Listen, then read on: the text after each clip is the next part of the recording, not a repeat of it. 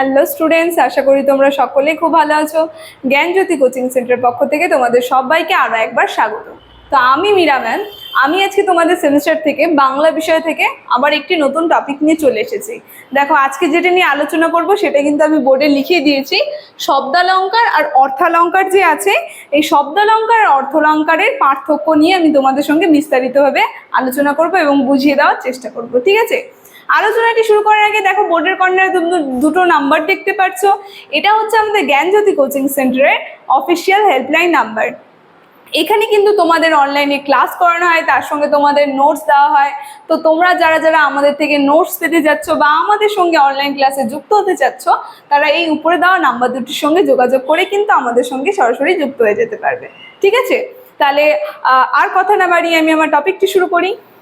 দেখো, প্রথমেই বললাম আজকে যেটি নিয়ে তোমাদের সঙ্গে আলোচনা করব সেটা হচ্ছে শব্দালঙ্কার আর অর্থালঙ্কার যে আছে, সে শব্দালঙ্কার আর অর্থালঙ্কার অলঙ্কারের মধ্যে পার্থক্য নিয়ে আমি আলোচনা করব।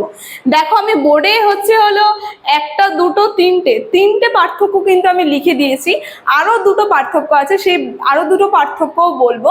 ঠিক আছে, ওটা একটু আমি মুখে বলবো, তোমরা একটু খাতার পেন বের করে সেটা লিখে নেবে। ঠিক আছে, দেখো এক এক করে তাহলে শুরু করি।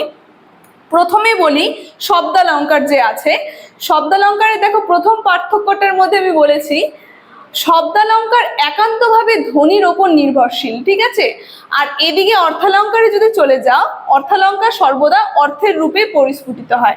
মানে শব্দালঙ্কারটা যে আছে সেটা কিসের উপরে নির্ভর করে? ধ্বনির উপরে নির্ভর করে। ঠিক আছে, সুরের উপরে নির্ভর করে, শব্দের উপরে নির্ভর করে। কিন্তু অর্থালঙ্কার যেহেতু অর্থ আছে, এই অর্থালঙ্কার কিন্তু চলে যায় অর্থর উপরে, অর্থ পরিস্ফুটিত হয়। মানে বাক্যটা খালি বললে হবে না, সেটার একটা অর্থ থাকতে হবে। ঠিক আছে, তো সেই অর্থটা চলে যায় এই অর্থালঙ্কারের মধ্যে। দেখো, দ্বিতীয় পার্থক্যটায় আমি লিখেছি এতে শব্দের পরিবর্তন ঘটানো হয় না, কারণ শব্দের পরিবর্তন ঘটলে ধ্বনিসাম্য ব্যাহত হতে পারে। এই শব্দালঙ্কার অলঙ্কারের মধ্যে কি হয়? শব্দালঙ্কার অলঙ্কারের মধ্যে শব্দের কোনো পরিবর্তন হয় না। শব্দের পরিবর্তন হলে পরে কি হতে পারে? শব্দের পরিবর্তন হলে পরে ধ্বনির সাম্যে ব্যাহত হতে পারে। কিন্তু অর্থালঙ্কারটার মধ্যে যদি চলে যাও, দেখো অর্থালঙ্কারটার বলতে বলছে এতে শব্দের পরিবর্তন বা সমার্থক শব্দ বসিয়ে দিলেও কাব্যের মাধুর্য নষ্ট হয় না।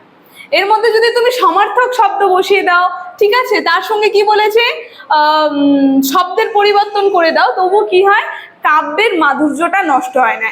অর্থ থাকলে পরে সেখানে কাব্যের কোনো মাধুর্য নষ্ট হচ্ছে না। কিন্তু দেখো, 3 নম্বরে যদি যাই, 3 নম্বর পার্থক্যটার মধ্যে আমি লিখেছি শব্দালঙ্কারের শ্রেণী বিভাগগুলি হলো, এটা খুবই ইম্পর্টেন্ট। দেখো, এর শব্দালঙ্কার শ্রেণী বিভাগের মধ্যে যেগুলি থাকে, একটা হচ্ছে অনুপ্রাস, যমক, বক্রোক্তি, এগুলো সব কোথায় চলে যায়? শব্দালঙ্কারের মধ্যে কিন্তু চলে যায়। ঠিক আছে, আর দেখো অর্থালঙ্কারের মধ্যে যদি আমরা শ্রেণী বিভাগগুলো একটু লক্ষ্য দিই, অর্থালঙ্কারের মধ্যে যেগুলি রয়েছে সেগুলি হচ্ছে সাদৃশ্যমূলক, বিরোধমূলক, তারপরে গুণার্থমূলক। এই যে এগুলো সব চলে যায় কোথায়? এগুলো শ্রেণী চলে যায় সব এই অর্থালঙ্কারের মধ্যে। ঠিক আছে, 3টা বলে দিলাম আমি। এখন 4 নম্বর পার্থক্যটা তোমরা এখানে লিখবে। শব্দালঙ্কার পার্থক্যটার মধ্যে 4 যেটা আছে, দেখো সেটা আমি বলছি, বাক যন্ত্রের সাহায্যে উচ্চারিত আওয়াজ হলো ধ্বনি, আর অর্থবহ ধ্বনি সমষ্টিকে শব্দ বলে। ঠিক আছে, আর শব্দ প্রয়োগের মাধ্যমে কাব্যদেহে যে ধ্বনি মাধুর্যের সৃষ্টি হয় তাকেই বলা হয় শব্দালঙ্কার।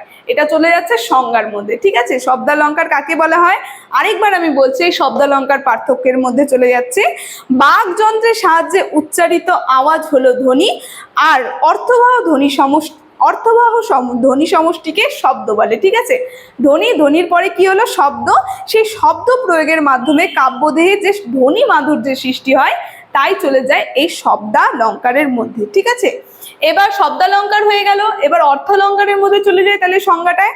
দেখো, অর্থালঙ্কারের মধ্যে যেটা লিখবে পার্থক্যর মধ্যে, যখন শব্দের ব্যবহারে, এখানে হবে কিন্তু এই ছকটা। ঠিক আছে, যখন শব্দের ব্যবহারে, অর্থালঙ্কারের মধ্যে যখন শব্দের ব্যবহারে বস্তু বা ভাবের বৈচিত্র্য সম্পাদিত করে বোধকে ও কল্পনাকে উদ্দীপিত করে অর্থের দেবতা বা ব্যঞ্জনা সৃষ্টি করে তাকে বলে অর্থালঙ্কার। ঠিক আছে, আরেকবার আমি বলছি, দেখো কি বলেছে, যখন শব্দের ব্যবহারে কাব্যদেহে বস্তু বা ভাবের বৈচিত্র্য সম্পাদিত হয়, বা বোধকে ও কল্পনাকে উদ্দীপিত করে অর্থে দেতনা বা ব্যঞ্জনা সৃষ্টি করে তাকে অর্থালঙ্কার বলে। ঠিক আছে, তো চলে গেল সংজ্ঞাটা, চলে গেল সংজ্ঞার মধ্যে পার্থক্য এটা।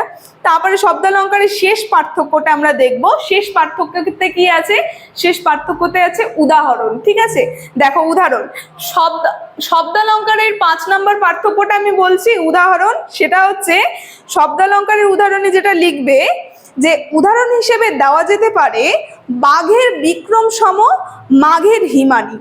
এখানে বাঘের ও মাঘের শব্দ দুটিতে ঘর ব্যঞ্জনটি পুনরাবৃত্ত ধ্বনি মাধুর্যের সৃষ্টি হয়েছে। ঠিক আছে, তাই এটি হচ্ছে শব্দালঙ্কার।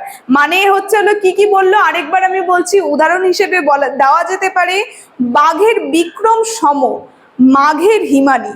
মানে আমি একবার লিখে দিচ্ছি। ঠিক আছে, 5 নম্বর উদাহরণটার মধ্যে যেটা যাবে, এটা 5 নম্বর উদাহরণ, বাঘের বিক্রম সম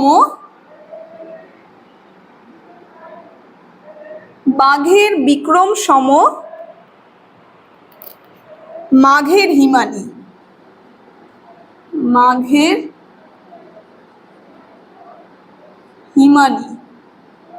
ঠিক আছে, এই দেখো এর মধ্যে বাঘের বিক্রম সম মাঘের হিমানি, এই যে দুটা শব্দের মিল।